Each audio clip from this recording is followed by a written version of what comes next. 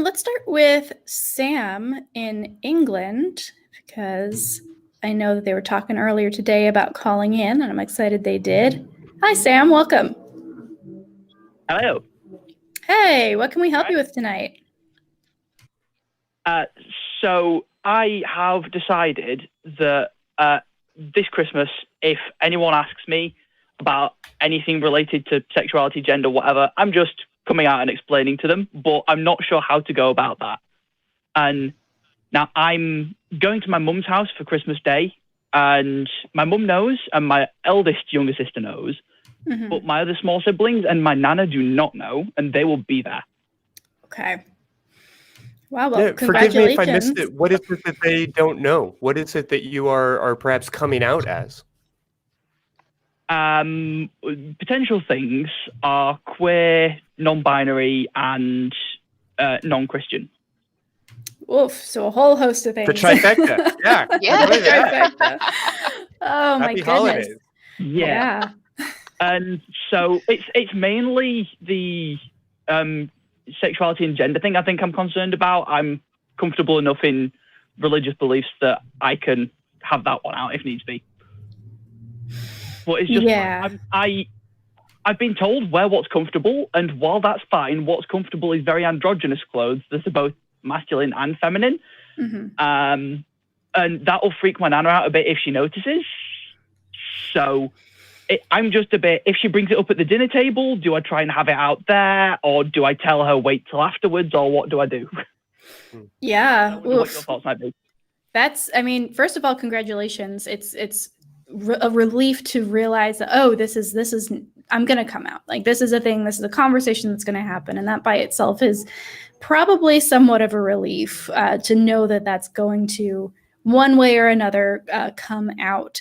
In terms of when it happens, I'm almost of the mind that if you can, try and find a way to bring it up on your own terms, as opposed to leaving it for someone else to bring up, because then you're going to be on edge the whole time, right? And it's always going to be every conversation. Oh, is this it? Am I going to be doing it now? Is this going to be it?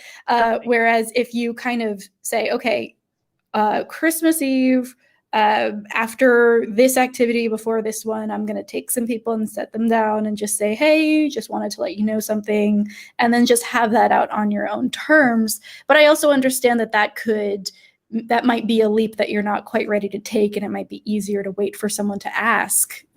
Why have you decided to wait for someone to ask as opposed to maybe just sit everyone down and have at them? I don't want to stir shit too much, I guess. But if it comes up in conversation, I've decided that I don't have the spoons to hide it. I'd rather explain it to someone and ignore Facebook for a week. Fair strategy. Yeah.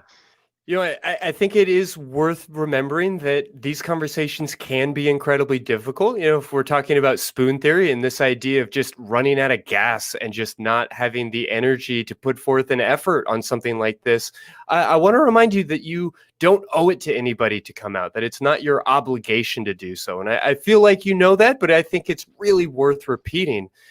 That being said, if you are ready to live authentically as yourself and to express yourself, we're totally all for it. I think the important thing here is just to remember that while you're expressing yourself, that people will understand or not understand. They will care or they will not care. They'll be angry or not angry.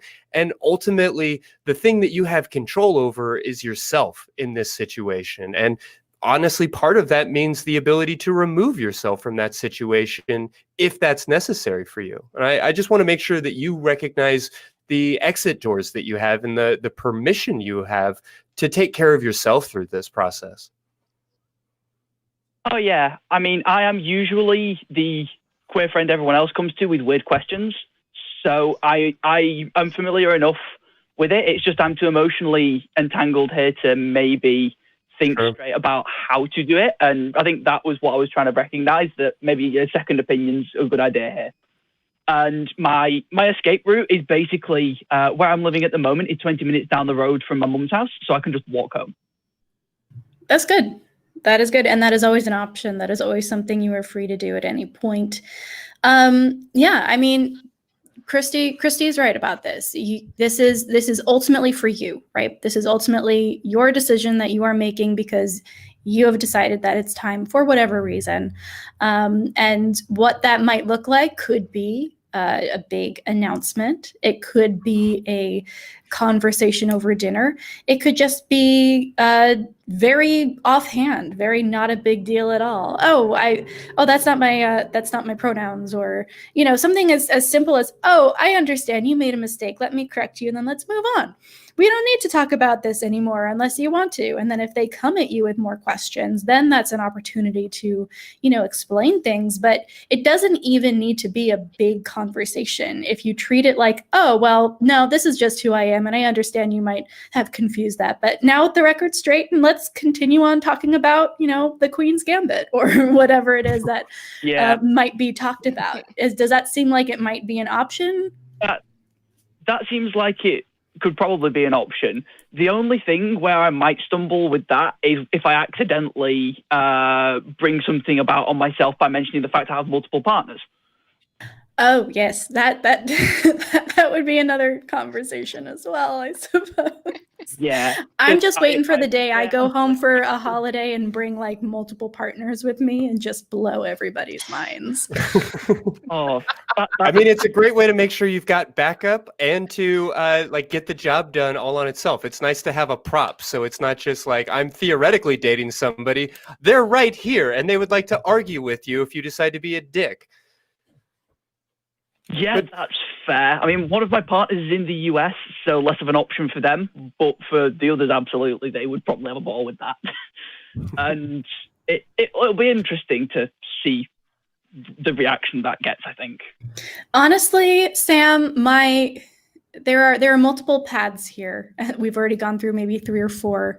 I think ultimately I want to say, talk about your life and who you are with the same ease and expecting the same level of obvious understanding and respect that anyone else does, right? And that is ultimately what you're going to hope for, I would imagine, is to be able to say, oh yeah, my partners did this fun thing the other day, and people just accepting that and respecting your choices to have multiple partners or to identify as non-binary or whatever that looks like for you.